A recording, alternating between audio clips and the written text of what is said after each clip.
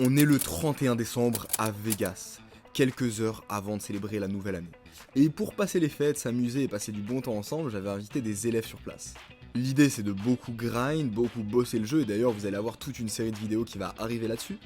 Mais là c'est le jour de l'an, l'objectif c'est d'aller passer du bon temps sur les tables, d'aller sur les belles 1-3 du win, et d'aller savourer le passage de cette nouvelle année avec des profils complètement dégénérés sur les tables. Et à ce moment-là, il y avait deux choses que je n'avais pas du tout anticipées. Premièrement, je m'attendais à ce que les profils soient chauds et bouillants sur les tables, mais je ne m'attendais pas du tout à ce qu'ils soient dans un état aussi extrême. Deuxième chose, je pensais que ça allait être une petite balade tranquille sur les tables où j'allais faire de l'argent facilement. La réalité était tout autre. Je vais me retrouver dans des situations absolument catastrophiques et mis en difficulté par ces joueurs qui font absolument n'importe quoi. C'est le nouvel an, il n'y a pas beaucoup de tables qui tournent, mais celles qui tournent ont l'air bien pimentées. Je vais en 1-3 et je dépose 500$. J'arrive tranquillement, chill, je dépose mes jetons sur la table et à peine arrivé qu'un énorme pot est en train de se jouer. Le joueur qui est à ma gauche, celui-ci, est en train de faire un bluff énorme sur le joueur à droite. Étant donné que le joueur à gauche montre une de ses cartes et que sa carte ne représente aucune main forte, eh bien le joueur à droite call et le joueur à gauche perd ce gros pot avec le sourire. Je voulais de l'action pour le nouvel an, évidemment je ne suis pas déçu. Je m'assois, je m'installe et le croupier m'envoie directement dès la première main une paire de valets en début de parole. Je relance à 15$, et là le joueur qui est à ma gauche, celui qui venait perdre le gros pot en bluff d'avant, envoie all-in pour 500$. Et tout le monde fold jusqu'à moi. You want me to call? Yeah, you're recording it? Yeah, let's do Oh it. yeah, he's recording it. Do whatever you want, brother. Love it. Good luck. Let's go, good luck. Alright, nice. Et le flop est absolument horrible. La plupart des paires inférieures ont touché un brelan, et les as ont touché top pair. Bon, clairement, gagner ce coup, je n'y crois pas trop, mais on peut toujours espérer un miracle. Et il claque sur les tables sa paire de 4, tout fièrement. On double notre stack dès la première main, les choses commencent bien. Après ce coup-là, il recave directement 500$, et il fait des dingueries. Il va all-in toutes les mains, avec des mains horribles, il fait absolument n'importe quoi. Quand il ne va pas all-in pré-flop, il envoie 3 parpaings en bluff sur chaque board. Il est en freestyle absolu et je suis juste en train d'attendre patiemment de toucher une main forte. Miracle, je reçois As-Valet offsuit en grosse blinde. 3 joueurs limp dont lui, j'envoie un raise à 25$, il me colle en début de parole et on est en heads up. Et tombe en flop 8-7-3. On a hauteur as, c'est pas le flop de nos rêves, je check, il envoie un bet à 50$, je call, turn tombe la doublette du 7, je check, il envoie un bet à 100$. Ah, décidément, il a vraiment envie de m'envoyer 3 parpaings et que je le call avec hauteur as. Mais au vu du profil et du board qui est relativement sec, je vais pas lui laisser gagner ce pot. Je call, j'espère possiblement toucher un as ou un valet sur la river. Et non, c'est un beau petit roi. Je check, et instantanément, il fait all-in pour 800$. Ah putain, quel spot. S'il avait un brelan de 7, il aurait très certainement fait plus cher à la turn. Mais pour autant, c'est un profil qui comprend absolument rien à ce qu'il fait. Et donc ici, il peut très bien me retourner 3 et 2 offsuit pour 5ème paire et me battre là-dessus. Et cet enfoiré, il me retourne un valet. Ça veut dire que la seule main qui ferait sens, ça serait roi-valet, peut-être valet 8 qui part en couille complet et qui comprend rien à ce qu'il fait. Ah putain, j'aurais pu tranquillement passer le nouvel an, poser, chill à la maison, et je me retrouve à devoir call dans des pots de 700 blindes avec hauteur as. Bon, je l'ai bien cherché, on va au bout des choses, on envoie les sous au milieu, go. Je call, I call. et il me retourne roi-valet pour top pair touché river. On peut officiellement lui décerner le prix du plus gros value sin de l'année avec top pair sur un board à doublette. Et ce qui me tilte un peu, c'est que je suis à peu près certain que sur n'importe quel autre river, il aurait également fait all-in et que j'aurais gagné avec mon hauteur as. Mais en même temps, pas vraiment tilt, parce que AG, c'est un gars en or. Il passe sa soirée à offrir des massages à tout le monde, il donne peut-être 200$ de tips par heure, bref, il fait en sorte que tout le monde se mette bien à table, c'est vraiment un chic type, et il joue pour le kiff du poker, et grâce à lui, on passe tous un bon moment. Et c'est ça que j'aime dans ces petites limites, c'est vraiment le charme d'avoir ces joueurs qui viennent pour s'amuser. Dès que ça joue plus cher, c'est peut-être intéressant financièrement, mais il n'y a pas cette ambiance. Et donc, même si je me fais défoncer dans ces pots, je suis vraiment en train de passer un bon moment. Ce que je savais pas, c'est que c'était que le début et j'étais absolument pas au bout de mes surprises. 1 heure après, AG est toujours en furie. Il ne s'est absolument pas calmé, c'est de pire en pire. Ce qui fait que quand j'ai des mains à peu près moyennes pré-flop, j'ai envie d'aller voir des flops, et quand je touche pas les flops, et ben il m'envoie des parpaings et donc je suis obligé de fold. et ça me fait perdre 100 $ par-ci, 100 $ par-ça, jusqu'à au total perdre 300 $. Et donc obligé de remettre 200 $. Écoutez, c'est une soirée Toi, ça va de ton côté? Monte ta petite montagne. Eh, ça construit un château tout doucement. On fait un petit château. Là, je vais prendre de la. Attention, ça va couler. Combien de milligrammes de caféine là-dedans? Bref, la nuit va être longue. Ah, c'est horrible. C'est horrible ça. C'est horrible, ouais. Bon. Bah écoute, on va continuer. Moi, mon objectif, c'est de finir à plus 10-15K sur la soirée, quoi. Minimum. Pour l'instant, c'est pas un starter, mais. Folle. Des starters, on en a connu, hein. Des pires. On a connu pire que ça. Hein. Et on est toujours remonté. Allez, on est parti. Et puis, après un moment d'attente, un miracle va se produire. Je reçois As-4 off au bouton. Je call simplement pour aller voir un flop. Lui qui est en small blind, call, et le joueur en grosse blind, check. On est à 3 joueurs, sur un pot minuscule mais qui peut vite grossir, et le croupier ouvre un flop As-Dame 4 bicolore. On fait double paire flopée, c'est magique. AG, fidèle à son habitude, reprend l'initiative et envoie un bet à 10 $. Je relance à 45 $. Il call. Turn tombe un 2 qui ouvre un double tirage couleur. J'envoie un deuxième bet à 145 $. You're gonna lose this hand. Whatever you put in here, you're gonna lose it. It's a full legal mind. You bluffing me?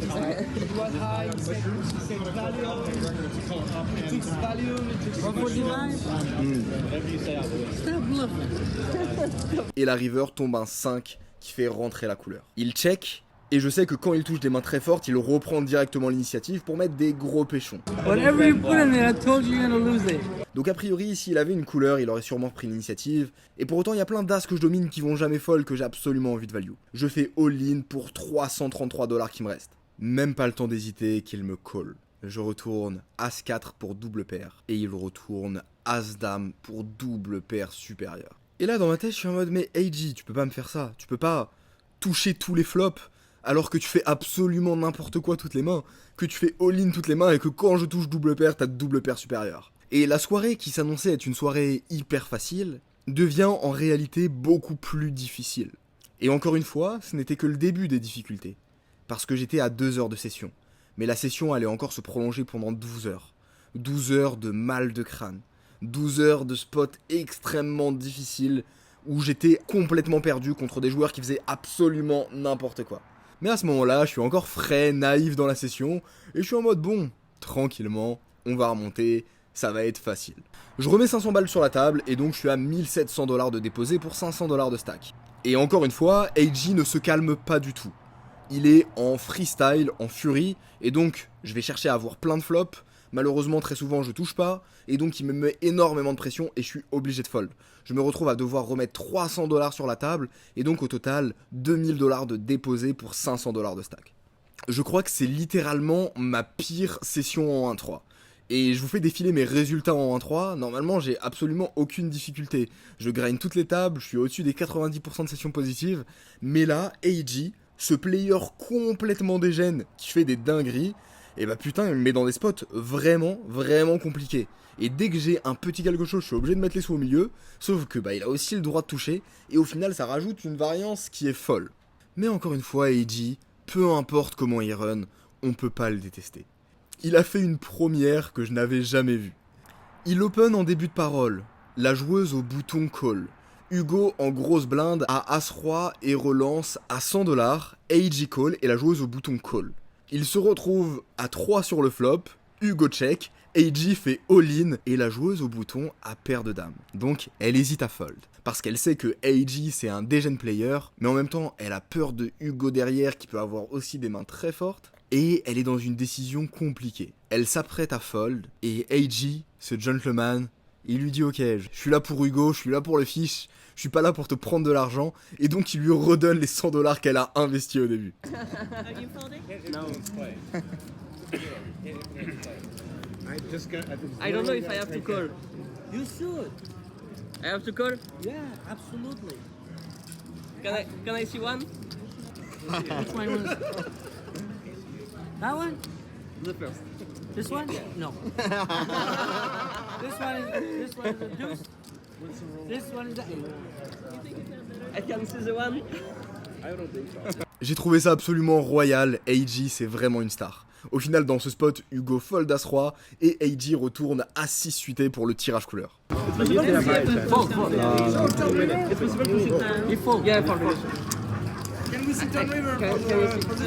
Can you do it on river? Let's go. Oh, nice. I have pocket queen. It's for you. You know, I did not pay attention you in the The hand. queens and there is a jack. Et après un moment d'attente, à gagner des petits spots, je reçois As-Roi suité en début de parole. J'envoie directement une relance à 30$. AG call, le bouton call également. On se retrouve à 3 joueurs dans un pot qui fait presque 100$. Il est temps d'enfin toucher. Enfin toucher quelque chose de fort et significatif pour déstack AG. Et le croupier ouvre un flop. 18-3 monocolore de carreau, on fait flush max flopé. Je check parce que AG a le bet facile. Il envoie un bet à 20$, le joueur au bouton call, et je relance à 120$. Allez AG, me lâche pas, fold pas, envoie les sous au milieu. AG call, le joueur au bouton call, et la turn tombe un roi. Ils sont bien investis, ils ont probablement des mains très fortes qui percutent bien ce board avec beaucoup d'équité. Il est temps d'envoyer la sauce. Je fais all-in pour les 440$ qu'il me reste. All in. AG call instantanément et le bouton fold. Je retourne mon beau As-Roi de carreau. AG cache ses cartes et river tombe un valet de carreau. Et quand je pense avoir absolument gagné 100% du temps, il se passe quelque chose. Straight flush. If you show me a straight flush, I will be so happy for the blog. Is it good for the flop? Yeah, show me a straight flush. Oh! Oh my god. No. Oh my god. I don't have a Nice one, nice I one. do have a straight, but not straight flush. That's 2,000 I have. What you have here? Yeah, that's poker. It's crazy. Ah putain, AG il est fort, il m'a bien fait stresser. Bon, de mon côté, je monte à 1300 de stack. C'est pas terrible, on est toujours à moins 700$ sur la session, mais on remonte tranquillement. Étant donné que AG a perdu un gros pot, il est encore plus en freestyle qu'avant. Il envoie des bombes de partout. Et c'est plutôt une bonne nouvelle parce que quand il avait commencé à trop gagner, il s'était un peu calmé, mais là il est en furie absolue. Et donc on est reparti pour aller essayer de toucher des flops contre lui, toucher quelque chose pour lui prendre beaucoup d'argent. Et va arriver un coup absolument lunaire, qui n'a pas été joué par moi, mais qui a été joué par mon élève que j'avais invité à Vegas pour passer les fêtes, Clément. Clément a paire de 8 en début de parole. Il call. Hugo qui est au hijack call, et AG au bouton envoie un raise à 25$. Le joueur en grosse blind call, Clément call, et Hugo call également. Il se retrouve donc à 4 sur un flop valet 9-8. Clément touche brelan contre le joueur dégène de la game. C'est un miracle. Surtout qu'il est dans une phase de tilt et qu'il envoie des parpaings de partout. Tout le monde check jusqu'à AG et AG envoie un bet à 25$. Allez Clément, c'est parti. Fais-lui mettre les sous au milieu. Envoie-lui la sauce. Déstack-le. Et Clément relance à 75$. À ce moment-là, je me mords les dents. Et dans ma tête, je suis en mode Clément. Putain Clément, raise plus cher. Déstack-le. Qu'est-ce que t'es en train de faire? AG call. Turn tombe à roi, allez Clément, c'est parti, envoie-lui la sauce, fais-lui un check raise all-in, envoie-lui un bet 2 fois le pot, c'est AG, il a envie de mettre les sous au milieu, il a envie de gamble, envoie la sauce. Et Clément envoie un bet à 125 putains de dollars. Bon allez, peut-être un miracle, AG va peut-être faire all-in, et AG call. Et River tombe un 10 qui fait rentrer la force straight. C'est-à-dire qu'avec une seule carte, un 7 ou une dame, eh bien n'importe quel joueur peut faire quinte. Et donc AG peut avoir des quintes, et donc c'est une river horrible quand on a 8-8, et on est un peu dégoûté de pas avoir fait grossir le pot plus tôt. Clément n'a plus trop d'intérêt à bet, il check, mais est-ce que vous avez vraiment cru que AG il va check back tranquillement, sa petite main faible, et pas se servir de cette carte pour bluff? Évidemment non. Donc AG fait all-in pour plus de 900$. Clément est dans un spot énormément complexe, et à ce moment-là, AG me montre ses cartes à la cam. Et il montre ses cartes à la moitié de la table. Et oui, vous avez bien vu, il est en train de lui taper un énorme bluff. Clément, pour autant, ne peut pas forcément faire grand-chose dans ce spot, parce que AG, il peut jouer comme ça un 7, il peut jouer comme ça une dame, et c'est quand même difficile de trouver les bluffs naturels dans ce spot. Mais AG, il est joueur. Et AG, il a envie de s'amuser. Mais AG, il a une extrêmement mauvaise idée. C'est de retourner une de ses cartes. Et il retourne un 10. Et donc là, Clément, il se dit, attends, t'as un 10. Donc en gros, t'es en train de me dire que la seule possibilité que t'es quinte, c'est que t'aies une main comme Dame 10 ou 10 et 7. Mais si t'avais Dame 10 ou 10 et 7, bah tu m'aurais relancé au flop ou à la turn. Donc t'as ni Dame 10 ni 10 et 7. Donc j'ai forcément la meilleure main. Et donc, je vous laisse avec la suite. That was the flop. It's too late. You gotta go, brother. Nice there. Sir. Happy New Year, buddy. My alarm went off. That's crazy, yeah. You waited too long. Nice call, nice call. You waited too long. Nice time, bro. Nice time, bro. Thank you. Thank you for the help bits. No. Et directement après cette main, j'enchaîne avec Roi Valet dépareillé en début de parole. Je call, AJ me relance à 20$, plus énervé que jamais, prêt à envoyer des parpaings de partout. Je call en espérant toucher une paire au flop, et tombe un flop. Roi 9-8 Rainbow. Magnifique. Cette fois, AJ, enfin, je vais l'attraper. Je check, il envoie un bet à 95$. Je call. Turn tombe un valet qui maintenant me fait toucher double paire. Je check, il fait all-in pour 450$, et je call instantanément. Super? Yeah. Congratulations, brother. Thank you, everybody. Happy New Year, guys. Happy New Year. That was nice to play with him. You too, brother. Have a good night. I wasn't sure to bring the record now. Yeah, thank you.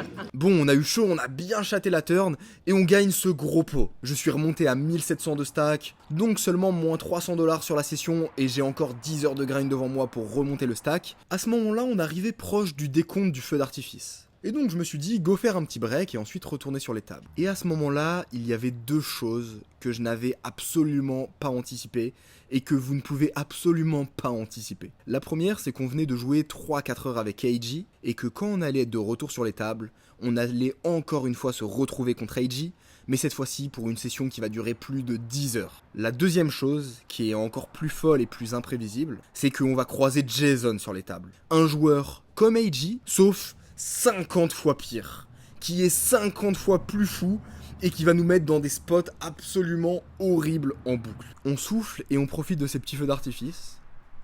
On en profite pour rigoler un peu ensemble, manger quelque chose, se remplir l'estomac, et on est parti pour une session des enfers. Si vous kiffez cet épisode, si vous kiffez cette dynamique, si vous kiffez ces tables de dégène, et bah surtout pensez à me le faire savoir, à lâcher un gros like et à me dire ce que vous en pensez en commentaire. La session va reprendre, 15 fois plus intense que la dernière. On est parti, ça va être la guerre. Allez, la session reprend et je suis à une vraie table de petites mémés.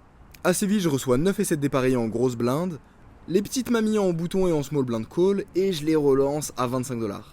La joueuse au bouton call, et on se retrouve sur un flop Roi 6-5 bicolore. Je check, elle envoie un bet à 20$, et franchement, quand elle mise sur ce flop, il y a 100% de chance qu'elle ait touché et 100% de chance qu'elle ait une main forte. Pour autant, c'est une petite mamie, elle a pas mal de stacks derrière et je pense que si on lui met de la pression, elle va pas assumer. Pour ces raisons, je call dans le plan de rebluff plus tard. La turn tombe un 9 qui fait rentrer la flush. Je check, elle envoie un bet à 20$ et elle est gentiment en train de me dire qu'elle a un roi. C'est plutôt une bonne nouvelle. J'envoie une petite relance à 50$ dans le plan de la faire call puis de la faire fold sur la river. Elle call, river tombe un 3. Je fais all-in pour 350$ et elle fold. Et la session suit son cours, ça grind des petits spots comme ça. Certains que je perds, certains que je gagne. Et au final, à force de petits spots à droite à gauche, je finis à 1400$ de stack pour 800$ déposés. On est à plus 600$. C'est très bien, mais clairement, je me fais chier.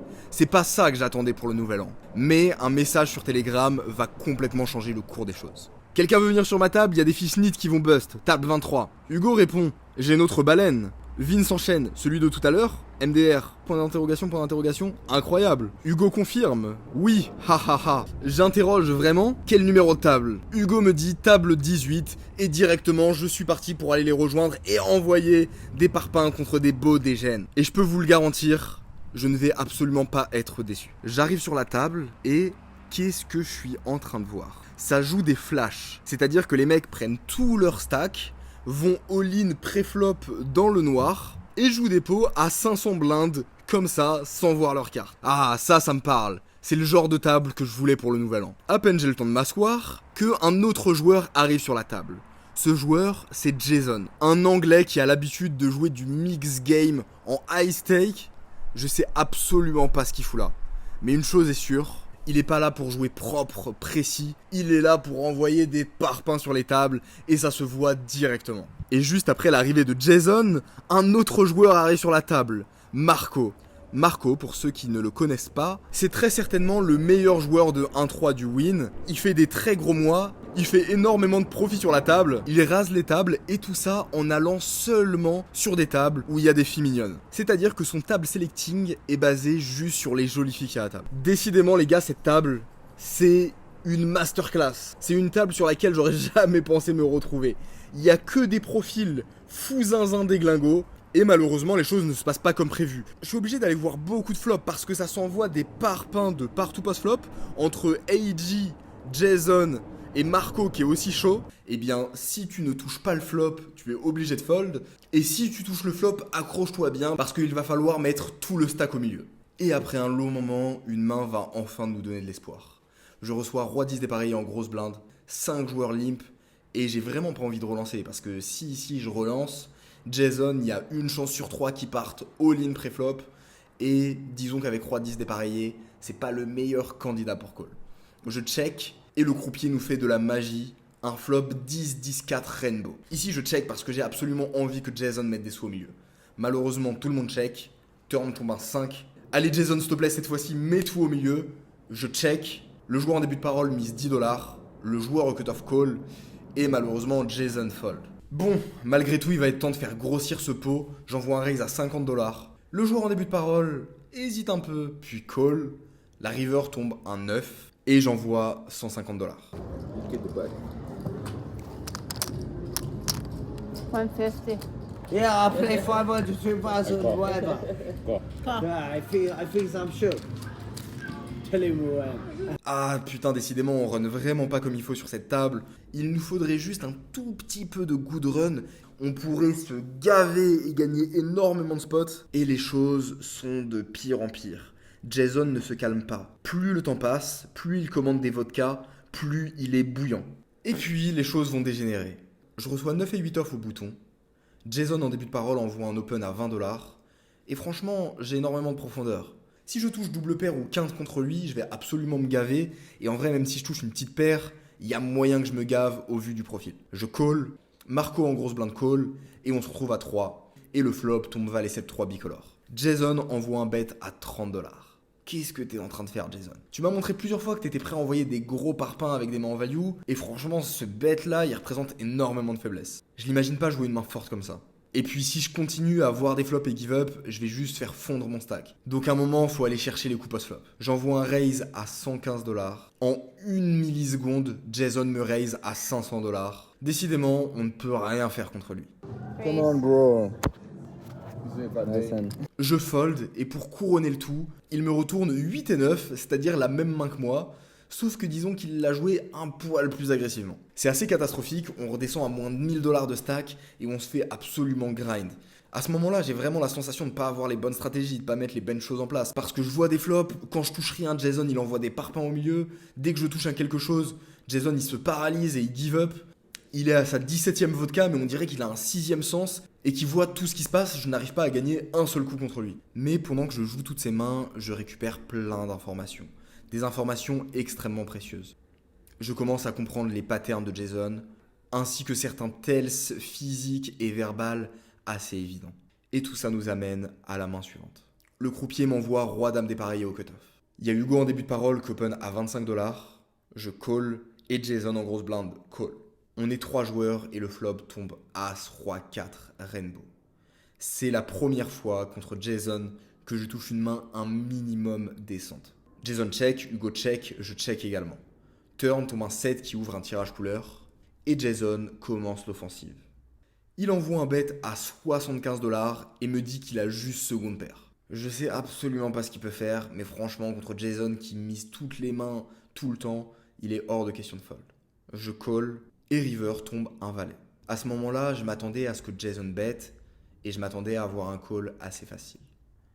Mais Jason va prendre une décision assez spéciale. Il va envoyer un bet à $400 et pour couronner le tout, il va me dire qu'il a un roi et il va me retourner une carte ouverte d'un roi. Oh putain, qu'est-ce qui se passe? Mon cerveau est en train d'essayer de réfléchir et en même temps, ça fait je sais pas combien d'heures que je suis en session. Je suis contre Jason qui a sa 25e vodka. Je comprends absolument rien à ce qu'il fait. Est-ce qu'il me retournerait vraiment un roi s'il avait juste un roi faible? Pour autant, il peut complètement avoir des doubles paires. Est-ce que vraiment il irait transformer en bluff un roi ici? Je vais pas vous mentir. À ce moment-là, je suis juste complètement perdu et il y a un singe qui joue au maracas dans ma tête. Et alors que je suis en train de réfléchir, que je ne vois absolument aucun bluff dans sa range et que je m'apprête à fold, Jason va faire une très grosse erreur.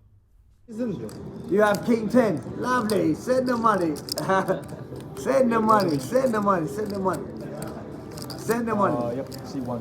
Tell him to hurry up. Send the money. Send the money. Winner, chicken dinner.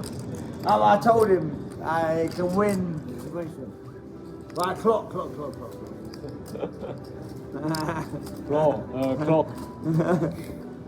So action was after the river. Bet. Oh, hold on. Jason appelle le time. Ça fait plus de 4 heures que je suis en train de le jouer. Je l'ai vu jouer des mains en value, je l'ai vu jouer des mains en bluff.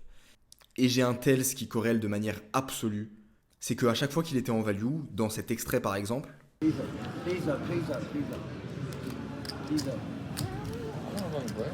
I know I've got him beat, so please don't give him time.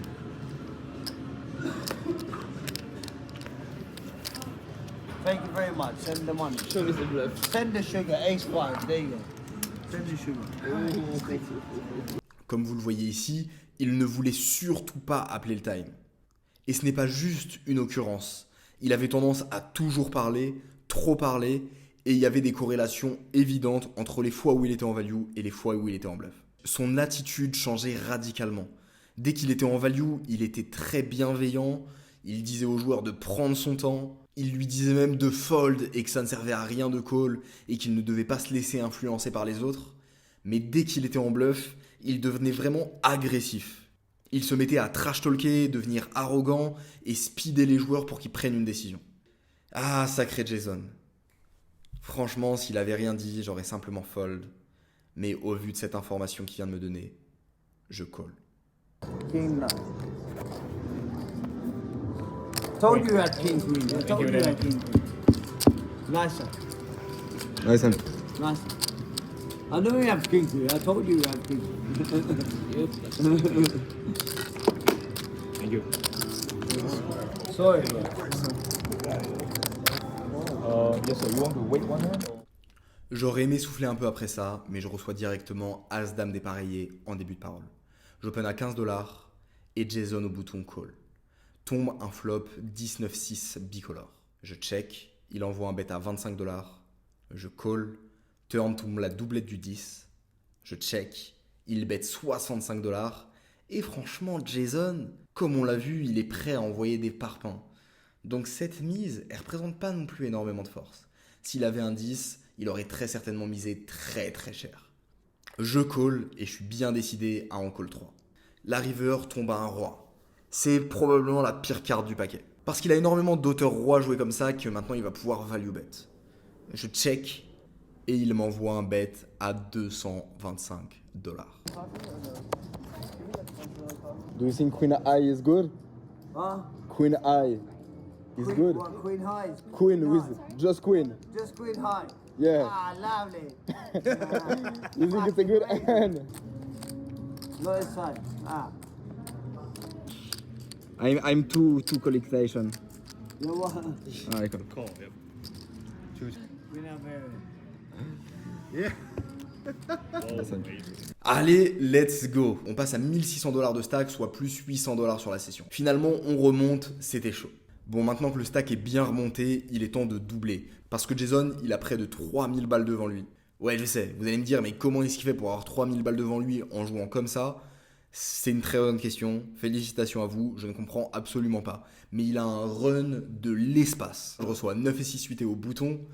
Il y a Jason qui limp en début de parole. Le deuxième joueur en début de parole open à $20. Il y a 2 joueurs avant moi qui call. Je call les joueurs en small blind, big blind et début de parole call. On est dans un putain de bon pot. On est à 8 joueurs. C'est le moment d'avoir un beau flop. Et le flop tombe 7, 5, 4, Rainbow. On fait quinte max flopé sur un board méga sec. Incroyable. Allez les gars, mettez de l'argent, envoyez des bêtes, broquez-vous là-dessus. Malheureusement, tout le monde check jusqu'à moi. Et ici, est-ce que je dois vraiment miser ? Si Jason il avait une main forte, il aurait repris l'initiative de lui-même. Pour autant, si je check et qu'il y a un 10 ou un valet qui tombe à la turn, bah ça va lui faire toucher une top pair. Et Jason, avec une top pair, il est vraiment prêt à mettre plus de 1000 balles au milieu. Donc pour ces raisons, je check. La turn tombe un 3, qui maintenant ouvre la force trade possible. C'est-à-dire que juste avec un 6, n'importe quel joueur peut faire quinte. La bonne nouvelle, c'est qu'on a quinte max. Et ça va être difficile pour les joueurs de nous voir sur 8 et 6.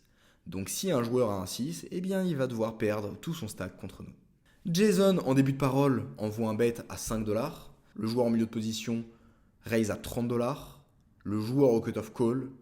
Bon les gars, si quelqu'un a un 6, il est temps de mettre l'argent au milieu. On est parti, j'envoie un raise à 180$. Et là, Jason, qui avait envoyé un bet à 5$ initialement, prend la décision de call. Les autres joueurs fold. Et le truc très bizarre, c'est qu'il check dans le noir la river. Et la river tombe un 9 qui fait rentrer la flush. Et dans ma tête, je suis en train de me dire, ok, qu'est-ce que je fais ? Est-ce que je bet petit pour lui donner envie de raise et de transformer en bluff pour ensuite call ? Est-ce que j'envoie un bet cher direct ? Est-ce que je fais all-in pour tout prendre s'il a un 6 ? Il y a vraiment plein de stratégies qui se bousculent, plein de réflexions. Et c'est un spot qui est hyper important, je dois prendre la meilleure décision. Je ne sais pas combien d'argent je vais envoyer au milieu, mais je dois trouver le sizing parfait pour générer le plus d'argent. Mais cette fois-ci encore, Jason va avoir une très mauvaise idée. C'est de prendre la parole. You got very unlucky. It's on me?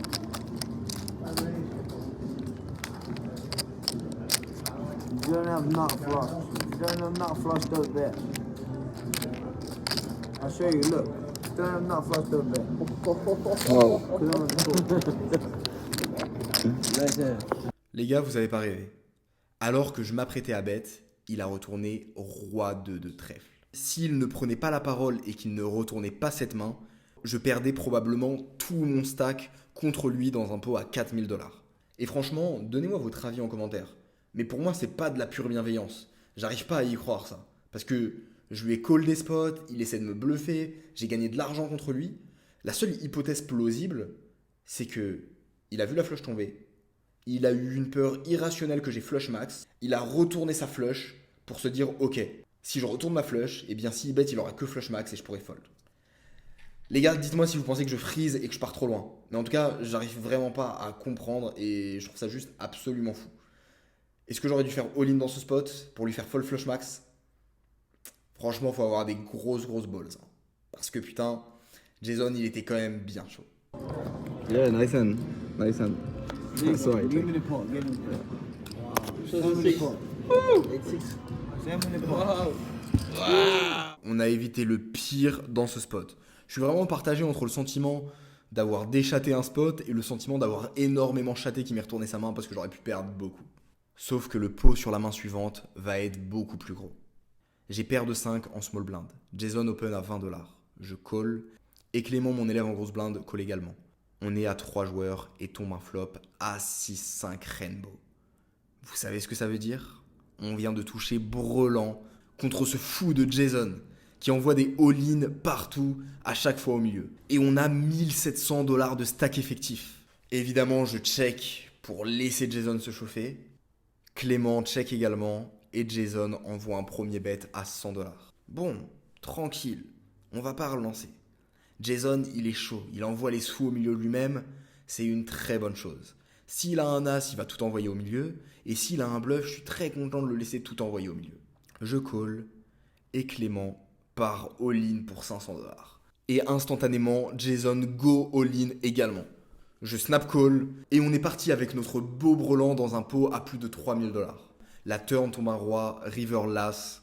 Et magnifique nouvelle, Jason retourne 5 et 6 off pour double paire flopé, qui n'a absolument plus rien maintenant contre qui on est devant. Et Clément retourne à 6.